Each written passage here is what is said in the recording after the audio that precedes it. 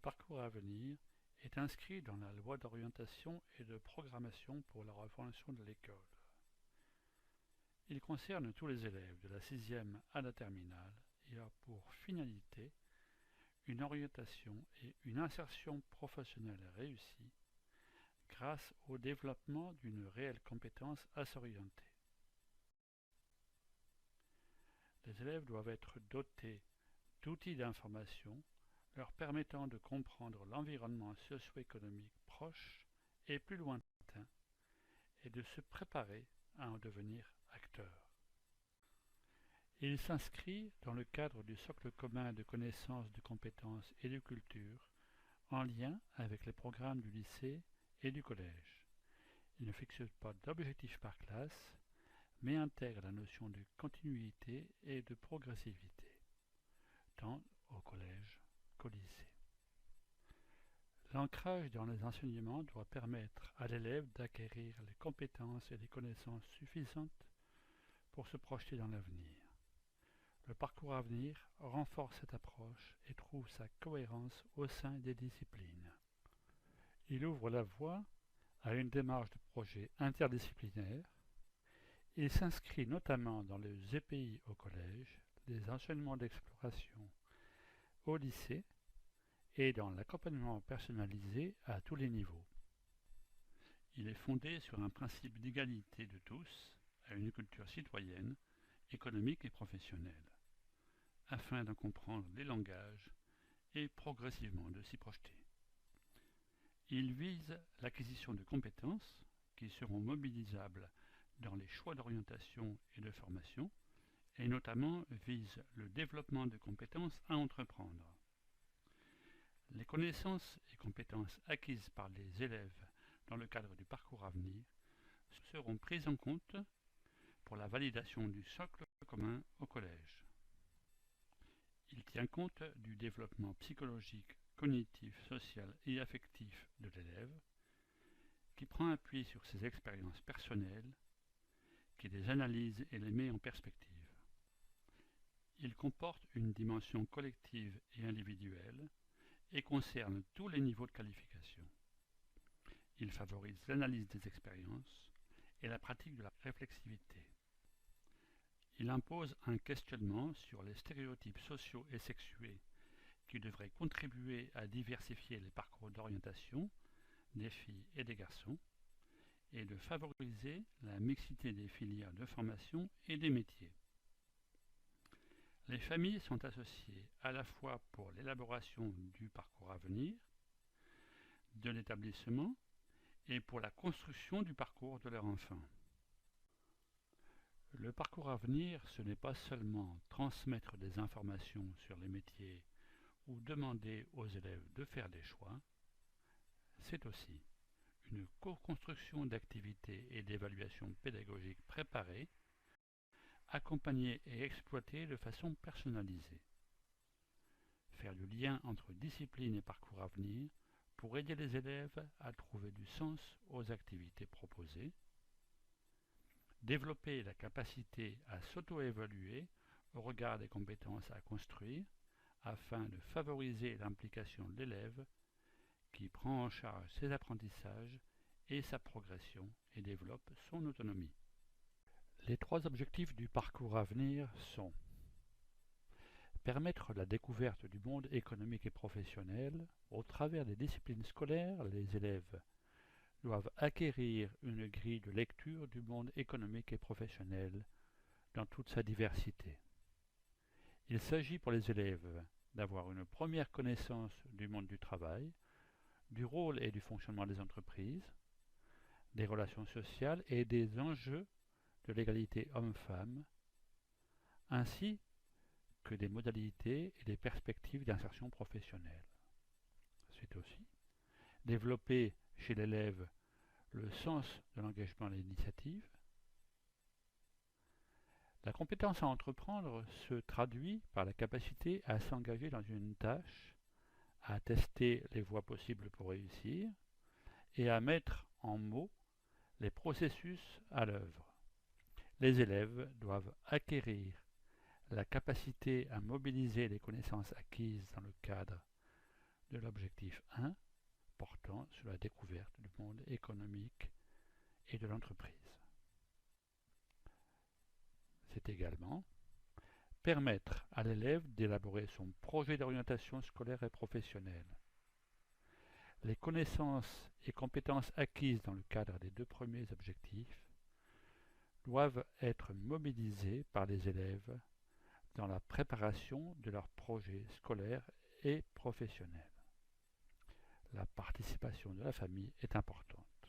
L'accompagnement de l'élève dans la construction de son projet d'orientation s'articulera autour de temps forts collectifs et individuels en partenariat avec le monde économique et professionnel.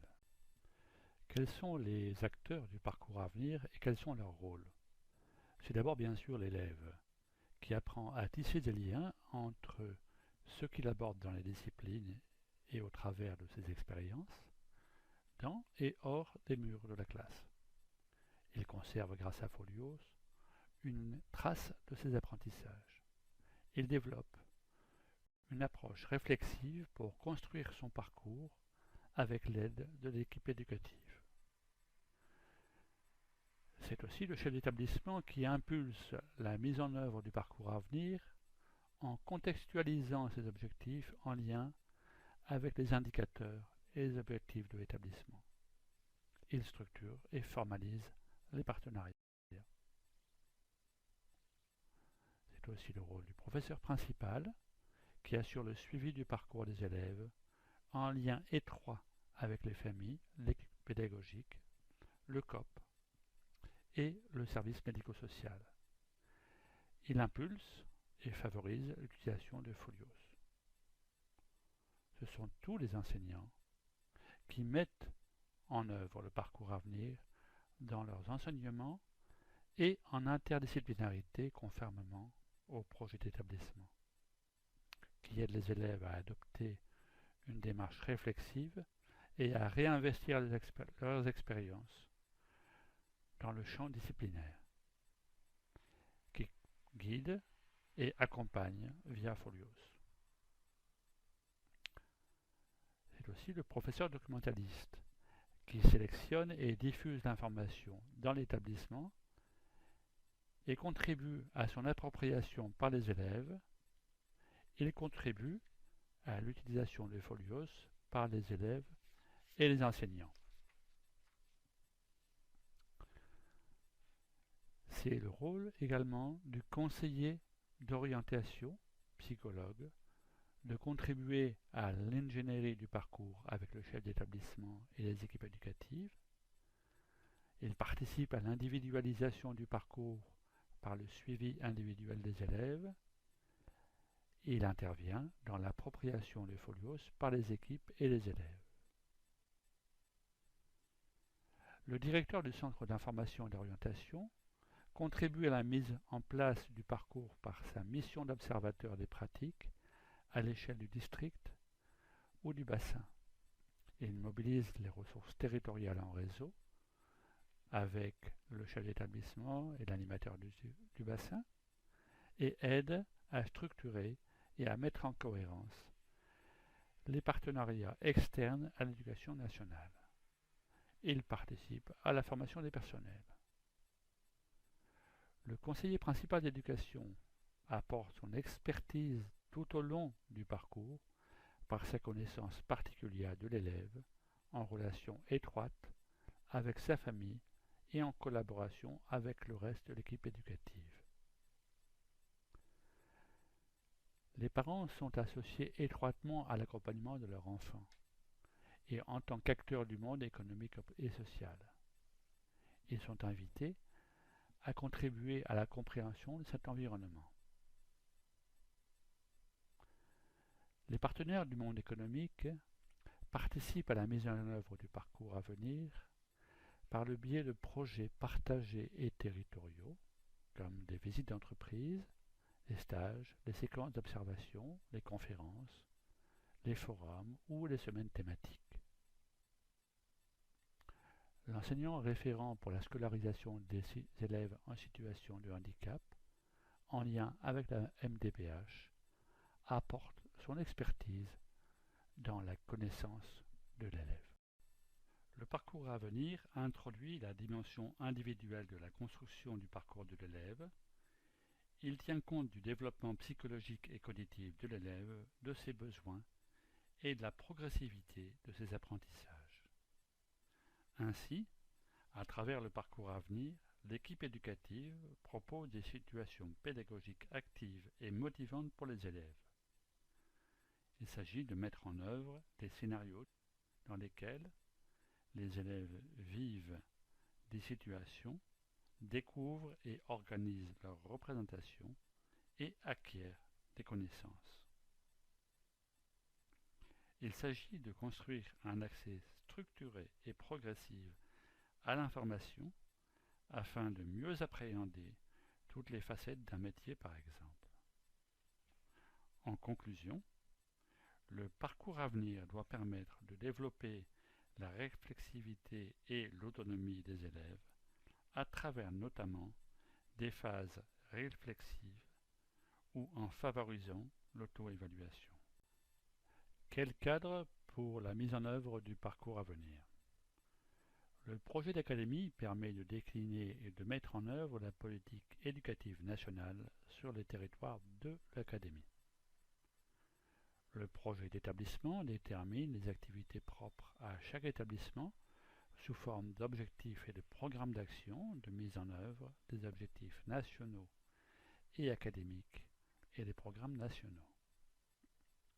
Le contrat d'objectifs définit des objectifs à atteindre à une échéance pluriannuelle sous forme d'un programme d'action dont la mise en œuvre peut être facilitée, voire conditionnée, par un appui des services rectoraux. La contractualisation permet d'identifier des objectifs à atteindre à moyen terme par une politique affichée, volontariste et suivie à partir d'un diagnostic précis des problématiques fortes et caractéristiques de l'établissement.